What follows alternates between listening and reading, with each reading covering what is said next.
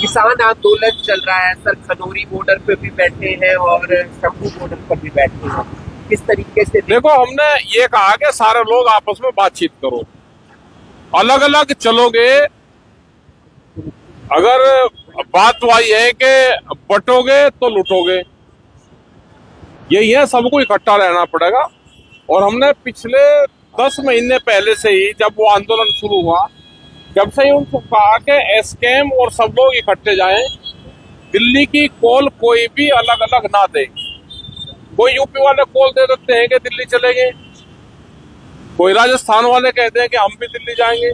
जब तक इकट्ठे नहीं होंगे तो दिल्ली से दूर रहना चाहिए। दिल्ली 66,000 का करंट है अभी दिल्ली, वो इकट्ठा ही करना पार करना पड़ेगा।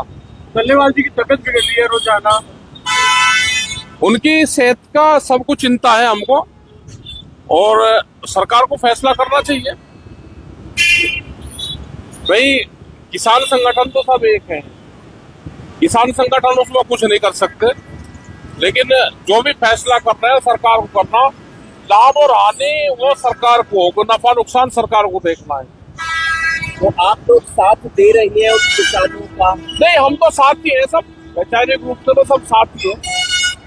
नहीं, लेकिन उनके साथ सब सपोर्ट में कुछ तो नहीं आ रहे। ऐसा नहीं, जब तक सारे इकट्ठे नहीं होंगे।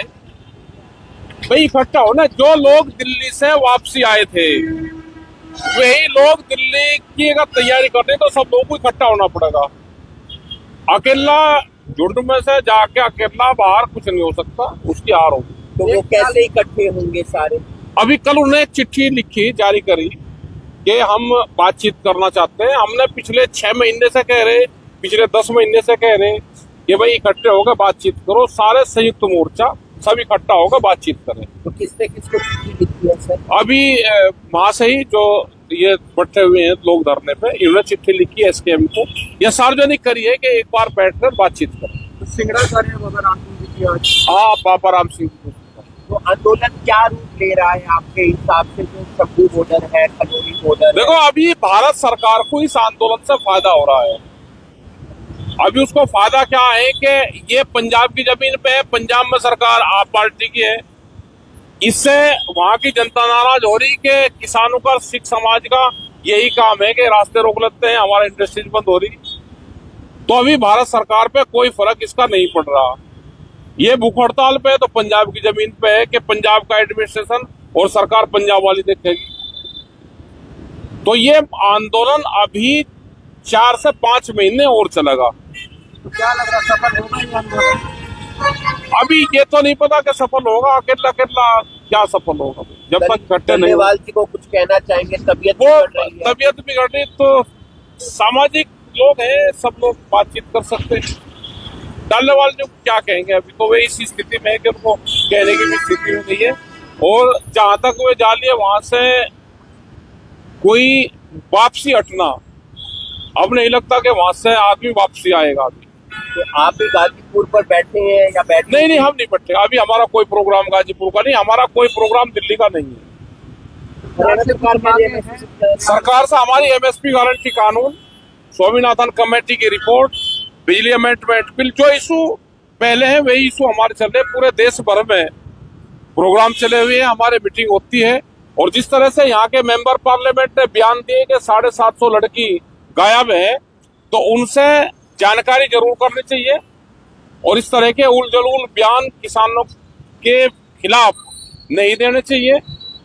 और अगर उनके पास में कोई जानकारी है तो अब तक उनने जानकारी क्यों नहीं दी? तथ्य छुपाना भी जुल्म है, उस पर भी धाराएं लगती है।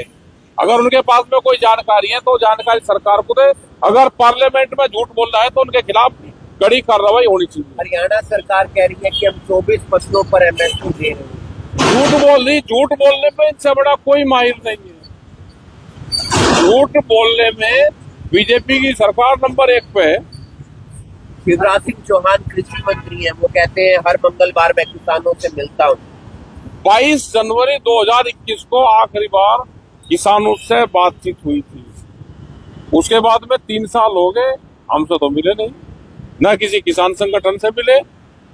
अब किससे मिल रहे हैं तो जानकारी दे सकते हो आप। हरियाणा सरकार का कहना है कि पहले की तुलना में किसानों की आमदनी बढ़ी है। भाई ये तो मजबूरी इनकी कहना पड़ेगा इनको। कहाँ पे आमदनी बढ़ेगी? फसलों की आमदनी तो नहीं बढ़ी, कर्जा जरूर किसानों पे बढ़ा, कर्जा बढ़ा हुआ, आमदनी नहीं है। तो अब क्या कुछ रूपरेखा रहने वाली है? अभी एसकेएम की मीटिंग चल रही है, हम पूरे देश भर में जो सरकार की पॉलिसी है हम अपनी मीटिंग कर रहे हैं। जब राजा निर्दयी हो जाए तो अपने संगठन पे ताकत लगानी चाहिए, संगठन को बढ़ाना चाहिए। अभी भारत सरकार संगठनों को तोड़ने पर लगी हुई है। हम अपने